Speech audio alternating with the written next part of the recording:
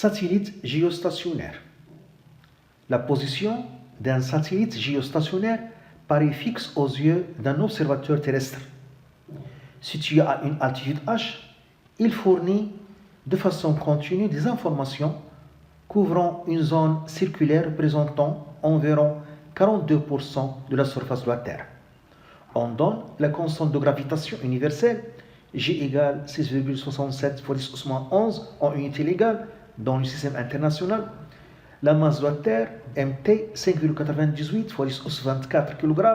Le rayon de la Terre, RT, 6,38 fois 10 3 km. La période de rotation propre de la Terre, T égale 1436 minutes. 1. Donner les 3 conditions à remplir par un satellite pour qu'il soit géostationnaire. 2. Établir que le mouvement circulaire du satellite est uniforme. 3. Trouver les expressions de la vitesse V et de la période de révolution du satellite en fonction de G, MT, RT et H. 4. Calculer la valeur de son altitude H et de sa vitesse V. 1. Les 3 conditions à remplir par un satellite pour qu'il soit géostationnaire. 1. Les conditions d'un satellite géostationnaire.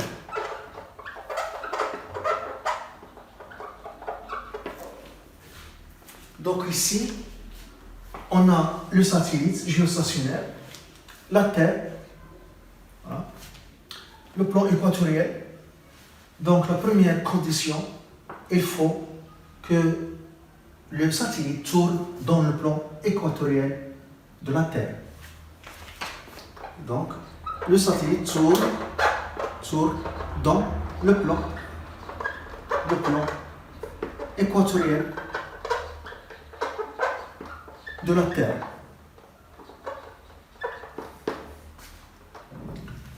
La deuxième condition, il faut que le satellite tourne dans le sens de rotation de la Terre, autour de son axe polaire.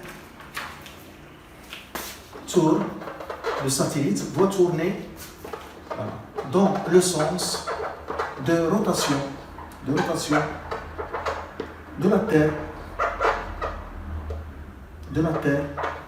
autour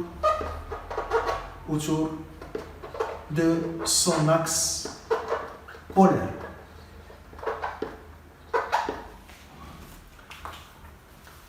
La troisième condition, il faut que la période de rotation du satellite soit égale à la période de rotation de la Terre autour de son axe polaire. Donc, période du satellite égale à la période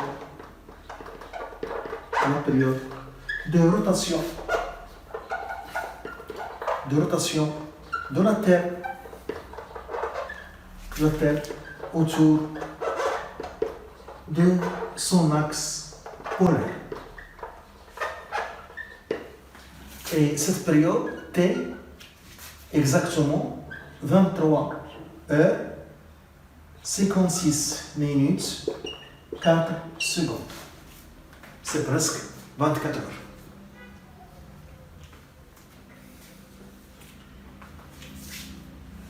Deuxièmement, établir que le mouvement circulaire du satellite est uniforme.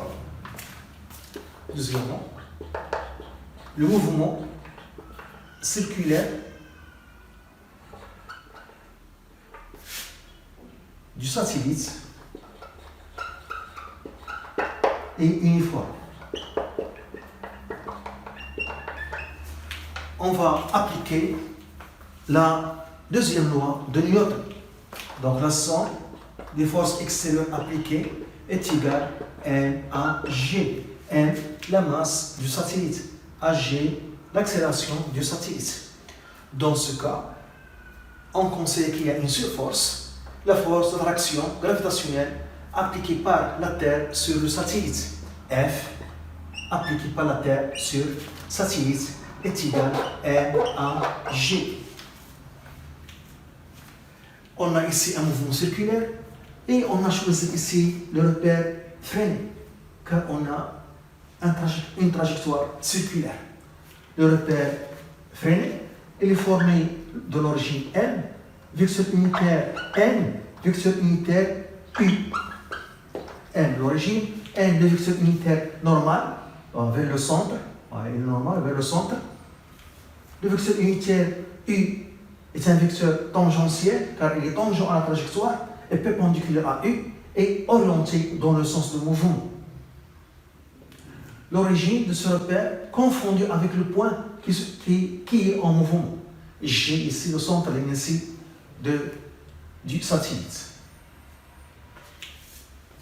Donc, on voit ici que la force d'attraction gravitationnelle appliquée par la Terre sur le satellite, FTS, a le même sens que N, le vecteur unitaire normal N.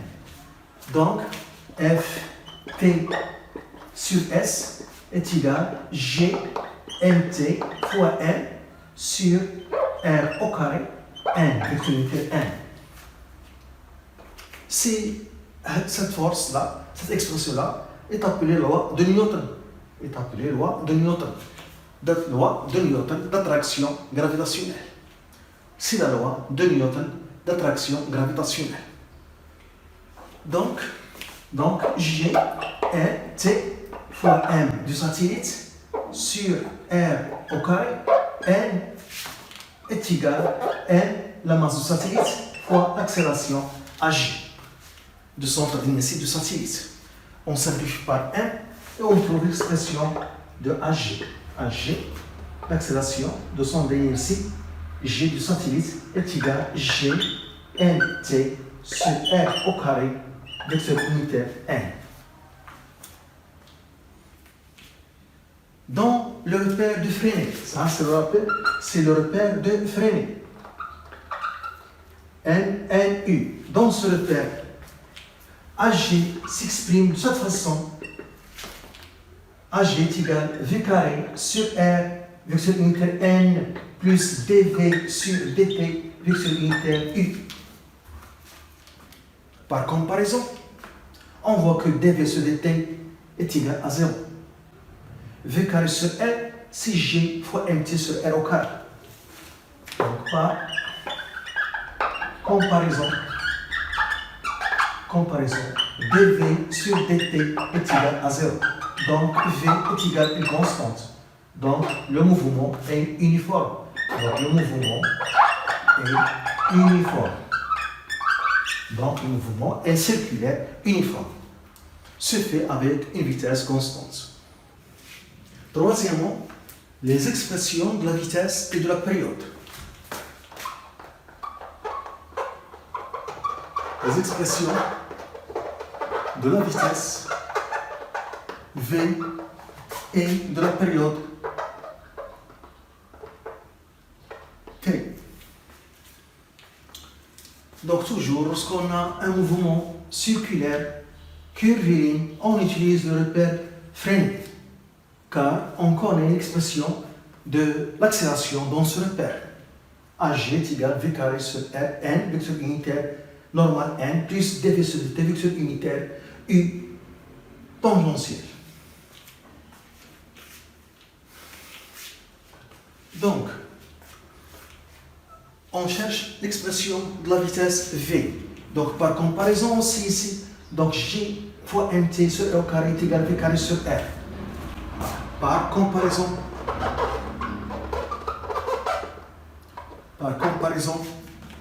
G MT sur R au carré est égal à V au carré sur R. Donc, on se fait R, V carré est égal à G fois MT sur R. Donc, V est égal à la racine de G MT sur R. R est égal. Donc, ici, R, c'est le rayon de la trajectoire circulaire. C'est la distance entre le centre de la Terre et le centre de satellite. Donc, c'est RH plus c'est le rayon de la Terre, RT, plus H, l'altitude du satellite, ou bien la hauteur du satellite. La hauteur du satellite H est comptée à partir de la surface de la Terre jusqu'au centre du satellite H. RT, le rayon de la Terre. Donc, cette distance R entre le centre de la Terre et le centre du satellite, c'est le rayon de la Terre plus l'altitude H, ou bien la hauteur H, comptée à partir de la surface de la Terre. Donc, V est égal à la racine de G fois mt la masse de la Terre sur RT plus H. C'est l'expression de la vitesse. La période. On a un mouvement circulaire uniforme. Donc la vitesse est égale à une constante. Donc, est égale à 2πr sur la période t. T, la période, c'est la durée d'un tour. Donc, la distance qui correspond à un tour, c'est le périmètre du cercle. 2πr. Donc, T égale 2πr sur V. Et je repasse ici. Donc, 2π fois R sur V, qui est la racine de G mt sur R. Donc, je peux l'écrire comme ça, qui est égal T, on cherche T, est égal T. Donc, 2π fois R fois la racine de R sur G mt égale, je vais faire entrer ce R dans la racine, donc il sera ici R au cube. Donc, on a 2π la racine de R au cube sur G mt. Donc, l'expression de la période T est égale à 2π la racine de R au cube sur G fois mt. Ou bien, T est égal à 2π la racine. R, c'est RT plus H au cube sur G fois mt. C'est l'expression de la période T du satellite.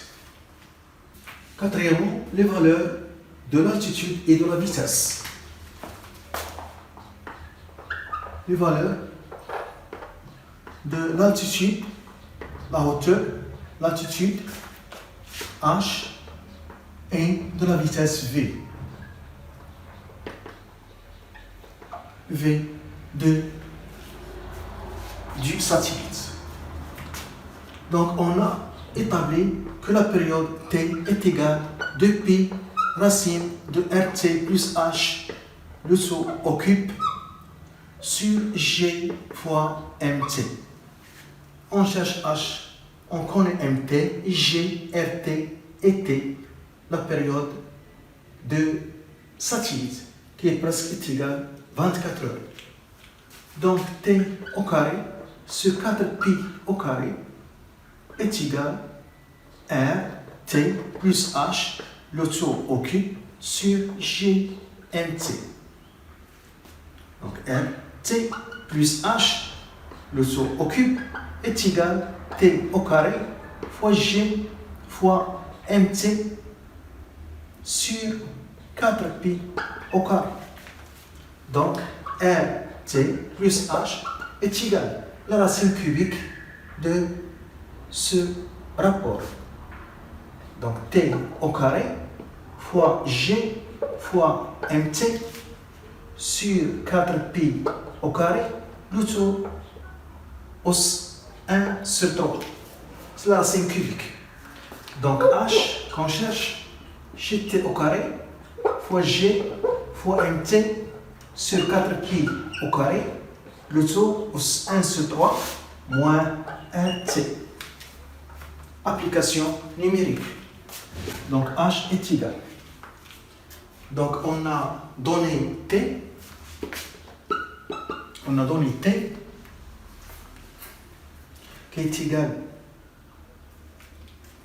à 1436 minutes. 1436 minutes. minutes, qui est presque 24 heures. Minutes, qui est 23 heures, 56 minutes, 4 secondes. Donc en secondes, c'est 1436 fois 60. Fois 60. En secondes. Fois 60. En secondes. Donc H est égal. Donc H est égal. T au carré. Donc 1436 fois 60 au carré. G 6,67 10 au moins 11. MT 5,98 10 au 24. Sur 4pi au carré. Le taux 1 sur 3. Moins RT, le rayon de la Terre. 6,38 fois 10 au 3 km en mètres fois 10 au 6 en mètres. En mètres. Donc, H est égal. On doit d'abord calculer H en mètres et on fait la conversion en kilomètres. Donc ici, on trouve H égale 35,6 fois 10 au 6 mètres qui est égal 35 600 fois 10 au 3 mètres. Au 10 au 3 mètres, c'est le kilomètre. Donc l'altitude H du satellite géostationnaire, c'est 35 600 km. La vitesse V du satellite, V est égale 2pi R sur T. Donc V est égal 2pi R CRT plus H sur T. Donc V est égal 2pi RT 6,38 en mètres fois 10 au 6 en mètres fois 10 au 6. On a donné 6,38 fois 10 au 3 km et on doit faire la conversion en mètres. 1 km, c'est 10 au 3 mètres. Plus H, déjà calculé, voilà. 35 600 km, donc fois 10 au 3. Fois 10 au 3 sur T, qui est 1436 minutes en secondes fois 60. Donc, on trouve 3060 mètres par seconde.